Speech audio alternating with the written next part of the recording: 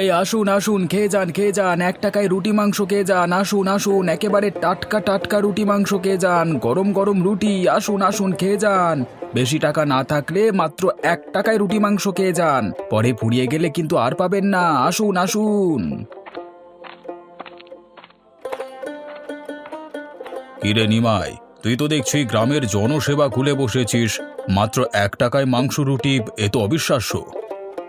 আগে হ্যাঁ মোড়ল মশাই, গ্রামে যারা গরিব মানুষ তারা তো অত টাকা দিয়ে খাবার কিনে খেতে পারে না। তাই আর কি, আমি তাদের জন্য এই 1 টাকা রুটি মাংসের হোটেল করেছি। মাত্র 1 টাকা দিয়ে গরিব দুঃখী মানুষেরা আমার হোটেল থেকে রুটি মাংস খেতে পারবে। 1 টাকায় রুটি মাংস বিক্রি করে তোর ঠিক পোষায় তো নিমাই? আমার তো মনে হয় না যে 1 টাকায় রুটি মাংস বিক্রি করে তোর পোষায়। সে ঠিক বলেছেন মোড়ল মশাই, আসলে আমার লাভ হয় না, আবার ক্ষতিও হয় না।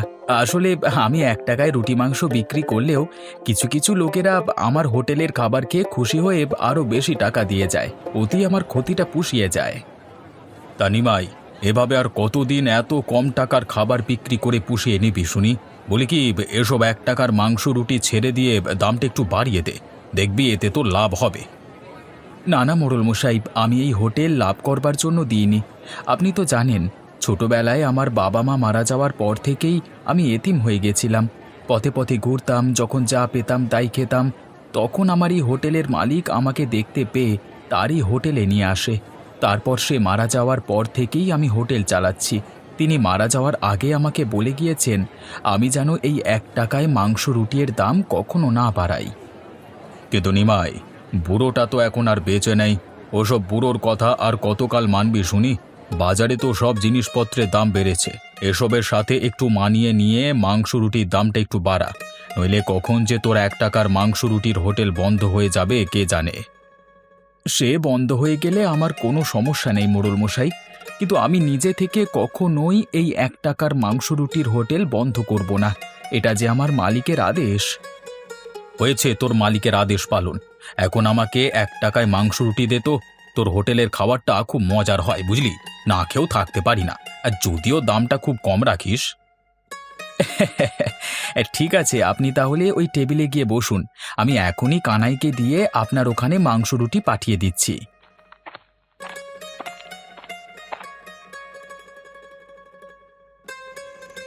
তা নিমাইদা, আজ কত টাকা লাভ হলো নাকি উল্টে ক্ষতি হলো? হ্যাঁ, কি যে বলিস না কানাই, আমার হোটেলে আজ তুই 3 বছর ধরে কাজ করছিস, কখনো কি শুনেছিস যে আমার হোটেলে লস হয়েছে? না নিমাইদা, তা শুনিনি, কিন্তু লাভ তো হয়েছে মাত্র 5-10 টাকা। ওটাকে কি লাভ বলে? প্রতিদিন আমার 5-10 টাকা লাভ হলেই হলো। আমি তো এই হোটেল লাভ করবার জন্য দিইনি কানাই, তুই তো জানিস এই হোটেলটা আমার মালিকের ছিল। সে আমাকে বলে গিয়েছিল সব সময় যেন আমি এই হোটেলে 1 টাকায় মাংস রুটি বিক্রি করি, আর তাই লাভ লসের হিসেব না করেই আমি ওই 1 টাকায় মাংস রুটি বিক্রি করি। কিন্তু এভাবে আর কতদিন নিমাইদা? আমাদের ভবিষ্যৎ নিয়েও তো কিছু একটা ভাবতে হবে। ওইদিকে দেখো, গোপালদার হোটেলে প্রতিদিন বেশ ভালো দামে খাবার বিক্রি হয়, সে ভালো টাকা লাভও করে। দেখ কানাই, তোকে আগেই বলেছি এই হোটেল আমাদের লাভ করবার জন্য না, সেটা তুই কি বারে বারে ভুলে যাচ্ছিস? এই যে বাবা, শুনছো? এখানে নাকি 1 টাকার মাংস রুটি পাওয়া যায়। আমার যে খুব ক্ষুধা পেয়েছে, তাই আমি ওই 1 টাকার মাংস রুটি খেতে এসেছি। আমার কাছে যে এর বেশি টাকাও নেই। আহা বুড়িমা, তুমি তো অসময়ে এসেছো গো। এই সময় তো আমরা হোটেলটা বন্ধ করে দিই গো। হ্যাঁ, তুমি কালকে সকালে বা দুপুরে আসলে 1 টাকায় মাংস রুটি কিনে খেতে পারবে। কিন্তু এখন তো মাংস রুটি কিছুই হবে না, আর এখন তো মাংস রুটি কিছুই আর হোটেলে বেঁচে নেই। কি সব বলছো বাবা? এদিকে যে আমার খুব খিদে পেয়েছে। আজ কতদিন হলো পেট পুড়ে খাওয়া হয় না। ভাবলাম আজ তোমাদের হোটেলে 1 টাকায় মাংস রুটি খাবো, কিন্তু এসে তো দেখছি তোমাদের সব খাবার বিক্রি করা শেষ। এই কানাই, বুড়িমার বুঝি অনেক খিদে পেয়েছে। শোন, আমার রাতের যে খাবারটা আছে না, ওই খাবারটা বুড়িমাকে দিয়ে দে। রাতের খাবারটা বুড়িমাকে দিয়ে দিলে তুমি কি খাবে নিমাইদা? তুমি কি তাহলে না খেয়ে থাকবে? আরে কানাই, আমাকে নিয়ে তুই এত ভাবিস না। ছোটবেলায় আমি অনেক না খেয়ে থেকেছি, তাই না খেয়ে থাকবার কষ্টটা আমি ভালো মতোই বুঝি। এই বুড়িমা কতটা কষ্টে আছে সেটা তুই আমার থেকে বেশি জানিস না। আমি একদিন রাতে না খেলেও কোনো সমস্যা হবে না, কিন্তু এই বুড়িমা কয়েকদিন হলো না খেয়ে আছে, তার যে খেতেই হবে। যা, তুই আমার খাবারটা নিয়ে আয়। আচ্ছা ঠিক আছে নিমাইদা, আমি তাহলে এখনই যাচ্ছি।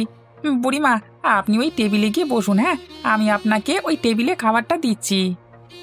ঠিক আছে বাবা, ঠিক আছে, তুমি তাহলে খাবারটা নিয়ে এসো।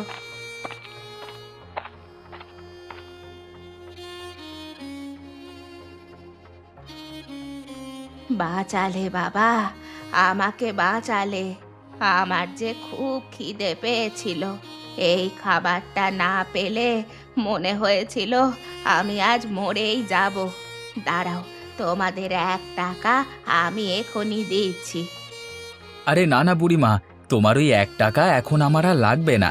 তুমি তো আমার হোটেল থেকে খাওনি, ওই খাবারটা তুমি খেয়েছো আমার ভাগ থেকে, তাই তোমার কাছ থেকে আমি কোনো টাকা নেব না। বলো কি বাবা, আমাকে মাংস রুটি খাইয়ে 1 টাকাও নেবে না? না বুড়িমা, ওই 1 টাকা তুমি রেখে দাও। আর কালকে যখন আমরা আবার হোটেল চালু করব না, তখন এসে আবার 1 টাকার মাংস রুটি খেয়ে যেও। আচ্ছা ঠিক আছে।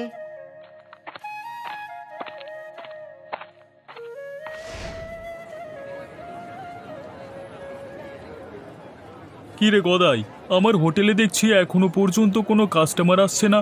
এ সকাল সকাল হয়েছেটা কি, কোনো লোক আসছে না কেন বলতে পারিস? লোক কি করে আসবে গোপালদা? সব লোক কি তো ওই নিমাইয়ের হোটেলে 1 টাকায় মাংস রুটি খেতে যায়। তোমার হোটেলে তো একটা রুটির দাম 10 টাকা, আর মাংসের দাম তো 50 টাকা। এত দাম দিয়ে কি সবাই আর মাংস রুটি খেতে চায়? কিন্তু গদাই, এতদিন তো আমার ব্যবসা ভালোই চলছিল, হঠাৎ আমার কাস্টমারের সংখ্যা কমে যাচ্ছে কেন বলতে পারিস? বলতে পারবো না কেন গোপালদা, তোমার হোটেলের রান্না তো আর এখন আগের মতো অতটা ভালো হয় না, তাই তো সবাই ওই 1 টাকা দিয়ে নিমাইয়ের হোটেলে খেতে যায়। এমনকি আমাদের গ্রামের মোড়ল মশাইকেও কালকে দেখলাম 1 টাকা দিয়ে ওই নিমাইয়ের হোটেলে মাংস রুটি খাচ্ছে। এসব তুই কি বলছিস গদাই? আমাদের গ্রামের মোড়ল মশাই শেষ পর্যন্ত কিনা ওই নিমাইয়ের হোটেলে গিয়ে খাচ্ছে? ছি ছি ছি, এটা ভাববার আগে আমার কেন মরণ হলো না। গ্রামের মানুষ কি সবাই তাহলে গরিব হয়ে গেল? হ্যাঁ, গোপালদা, এভাবে যদি চলতে থাকে তাহলে দেখবে খুব শীঘ্রই তোমার হোটেল একেবারে বন্ধ করে দিতে হবে। কারণ সব লোক তো ওই নিতাইয়ের হোটেলই খাচ্ছে। একে তো ওই হোটেলের খাবারের দাম কম, তারপর আবার ওই হোটেলের খাবারগুলো খুব মজা আর সুস্বাদু। অনেক হয়েছে গদাই, আর না। ওই নিমাইকে আর এভাবে চলতে দেওয়া যায় না। যে করি হোক, ওর 1 টাকার মাংস রুটির হোটেলটা আমাকে বন্ধ করতেই হবে, নয়তো আমাকে এই হোটেলটা বন্ধ করে এই গ্রাম ছেড়ে পালাতে হবে। হ্যাঁ, কিন্তু কিভাবে গোপালদা, তুমি ওর হোটেলটা কিভাবে বন্ধ করবে শুনি? কিভাবে তা জানতে চাস? ঠিক আছে, তাহলে দুপুরবেলা পর্যন্ত অপেক্ষা কর। তখন তো ওর হোটেলে সবাই একসাথে খেতে আসে, ঠিক তখনই আমি আমার বুদ্ধি দিয়ে ওই 1 টাকার মাংস রুটির হোটেলটা বন্ধ করে দেব। দেখো গোপালদা, এতে করে হিতে যেন আবার বিপরীত না হয়ে যায়।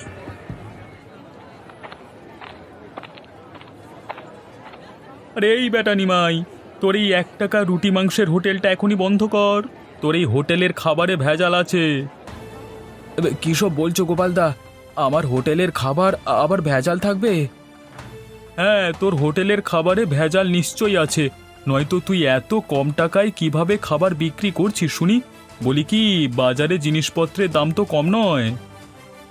দেখো গোপালদা, আমি আমার হোটেলে কোনো খাবারে ভেজাল মেশাই না, আর হোটেলে যেসব প্রয়োজন সব কিছুই আমি বাজারের দোকান থেকে ন্যায্য দামে কিনে আনি। না না, তোর এসব কথা আমি কিছুতেই বিশ্বাস করি না। তুই তো জানিস বাজারে মাংসের দাম কত টাকা করে কিলো। হ্যাঁ, কেন জানবো না। মাংসের কিলো 250 টাকা, আর আমি বাজার থেকে 250 টাকা করেই কিলো মাংস এনে হোটেলে বিক্রি করি। না না, তুই নিশ্চয়ই কোনো মরা পশুর মাংস বিক্রি করিস, নয়তো এত কম টাকায় মাংস রুটি বিক্রি করে তোর তো লাভ হওয়ার কথা না। দেখো গোপালদা, আমি যা বলছি তা ঠিক কথাই বলছি। আমি যে দোকান থেকে মুদির মাল আনি তাকে গিয়ে জিজ্ঞাসা করো, আর যার কাছ থেকে মাংস কিনে আনি তাকেও চাইলে জিজ্ঞাসা করতে পারো। হ্যাঁ ঠিক আছে, তাই হবে। তাহলে চল গিয়ে দেখি তুই কার দোকান থেকে মুদির মালামাল আর কার দোকান থেকে মাংস কিনিস। হ্যাঁ হ্যাঁ, চলো তাহলে, তোমাকে ভালো মতো দেখাচ্ছি।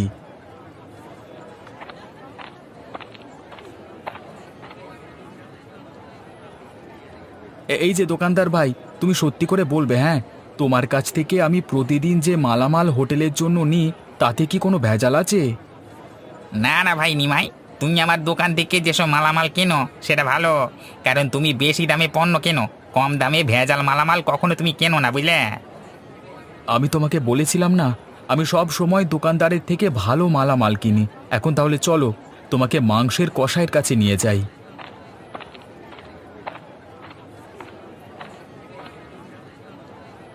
এই যে ভাই কসাই, তুমি সত্যি করে বলবে, তোমার কাছ থেকে আমি প্রতিদিন যে মাংস নিই তাতে কোনো ভেজাল আছে? না ভাই নিমাই, তুমি তো সব সময় আমার কাছ থেকে ভালো মাংসই কেনো, যে মাংসগুলো আবার ওই গোপালদাও কেনে। দেখলে তো গোপালদা, আমি তোমাকে বলেছিলাম না, আমি সব সময় ভালো এবং খাঁটি জিনিসটাই বাজার থেকে হোটেলের পণ্য হিসেবে কিনি। ভাই নিমাই, তুই আমাকে ক্ষমা করে দে ভাই।